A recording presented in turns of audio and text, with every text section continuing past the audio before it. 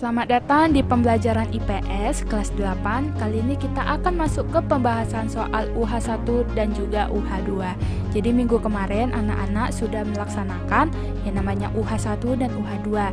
Jadi di minggu ini kita akan masuk ke pembahasannya. Jadi ada 5 soal UH1, 5 soal UH2 kita akan bahas dan Ibu akan memberikan jawabannya di minggu ini. Oke, perhatikan baik-baik. Kita akan masuk ke pembahasan soal UH1 dulu. Ada soal nomor 1, tuliskan keuntungan lokasi Indonesia yang berada di antara benua Asia dengan benua Australia dan di antara Samudra Pasifik dengan Samudra Hindia. Jawabannya yang pertama, memiliki laut yang luas sehingga kaya hasil laut. Yang kedua, kegiatan pertanian berkembang pesat. Yang ketiga, Indonesia menjadi tempat yang strategis untuk perdagangan. Soal nomor 2 itu ada tuliskan apa saja keunggulan dari iklim di Indonesia terhadap kegiatan ekonomi. Ini ada curah hujan tidak terlalu besar, itu curah hujannya cukup, kondisi suhunya normal, adanya musim kemarau dan hujan, dan karena ketiga yang tersebutlah manusia dapat melakukan kegiatan ekonomi sepanjang tahun. Oke. Soal nomor 3, tuliskan apa perbedaan antara prasarana dan sarana. Oke, jadi sarana adalah sesuatu yang dapat dipakai sebagai alat untuk mencapai maksud atau tujuan. Sedangkan prasarana adalah segala sesuatu yang merupakan penunjang utama terselenggaranya suatu proses. Itu bisa berupa usaha, pembangunan, atau juga proyek. Jadi dengan kata contohnya ini, sarana itu mobil dan prasarananya itu penunjangnya itu jalan. Oke. Nomor 4, tuliskan dampak positif dan negatif perkembangan kemajuan teknologi internet dari segi bidang agama, pendidikan, dan sosial budaya. Oke, ini ada di dalam tabel.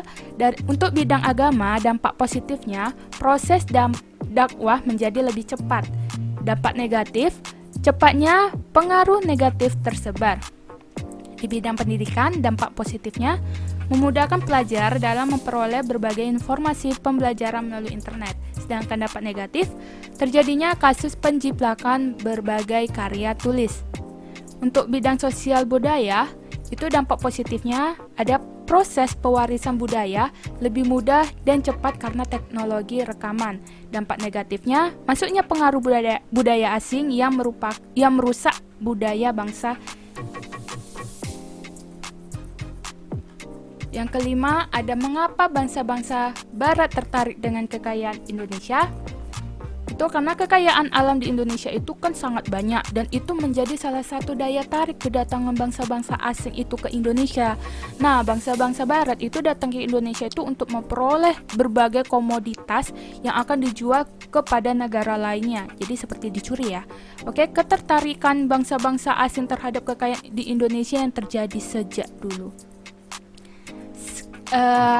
Ini sudah habis pembahasan untuk UH1. Kita masuk ke pembahasan untuk soal UH2. Oke, soalnya nomor 1 ada tuliskan 4 kebijakan pemerintah kolonial terhadap bangsa Indonesia.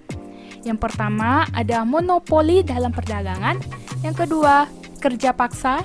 Ketiga, sistem sewa tanah reflex. Dan yang keempat ada tanam paksa. Soal nomor 2, tuliskan perlawanan apa saja yang dilakukan Indonesia terhadap pemerintah kolonial Belanda. Jadi, jawabannya perlawanannya itu ada 2, perlawanan terhadap persekutuan dagang dan perlawanan terhadap pemerintah Hindia Belanda. Nah, yang di nomor 2 ini, perlawanan terhadap pemerintah Hindia Belanda ini terjadi 7 perang.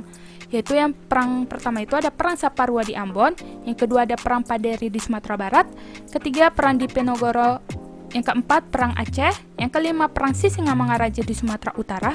Yang keenam, perang Banjar. Dan yang ketujuh, perang Jagaraga di Bali. Kita masuk ke soal nomor 3. Tuliskan 3 faktor yang mempengaruhi dinamika penduduk. Jawabannya, yang pertama ada faktor kelahiran atau natalitas.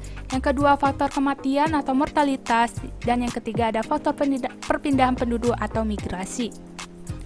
Yang keempat, tuliskan 2 dampak positif dan 2 dampak negatif dari besarnya jumlah penduduk yang ada di Indonesia. Sebenarnya dampak positif dan dampak negatifnya itu banyak gitu, cuman saya hanya mengambil 2 saja contoh dari 2 dampak positif dan 2 dampak negatif yang umumnya. Oke. Untuk dampak positif yang umumnya itu yang pertama, Dengan banyaknya jumlah penduduk, maka jumlah tenaga kerja akan semakin banyak. Nomor 2, dengan tersedianya jumlah tenaga kerja, maka jumlah produksi akan semakin meningkat. Nah, tetapi ada juga dampak negatifnya. Yang pertama, dengan meningkatnya jumlah penduduk, maka akan muncul banyak pengangguran. Yang kedua, angka kriminalitas akan semakin tinggi. Semakin banyak angka pengangguran, maka potensi untuk melakukan kejahatan untuk memenuhi kebutuhan hidup itu akan semakin meningkat. Oke. Soal terakhir di UH2 ada nomor 5, tuliskan apa saja jenis-jenis migrasi beserta contoh dari masing-masing migrasi tersebut.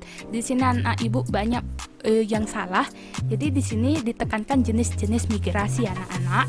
Jadi jawabannya yang pertama ada migrasi internasional. Contohnya itu ada imigrasi, emigrasi, dan remigrasi. Yang kedua ada migrasi nasional, itu ada transmigrasi, urbanisasi, ruralisasi, dan sirkulasi. Dan yang ketiga ada migrasi non-permanen atau sirkuler. Itu ada contohnya sirkuler harian dan sirkuler musiman. Oke. Sekian pembahasan kita untuk soal UH1 dan UH2 pelajaran IPS. Jadi untuk minggu ini tugas kamu anak-anak, tadi kan kita sudah bahas nih soal di UH1 dan UH2 dan juga ada jawabannya. Jadi kamu tulis soal dan jawabannya tersebut dari UH1 5 soal dan UH2 5 soal tersebut di buku tulis. Mau itu catatan IPS ataupun buku latihan IPS. Ingat ya nak, buku tulis khusus IPS, tidak dicampur dengan buku pelajaran lainnya. Khusus IPS, mau itu catatan ataupun latihan. Oke, sekian pembahasan soal UH1 dan UH2 kita. Ibu ucapkan selamat belajar.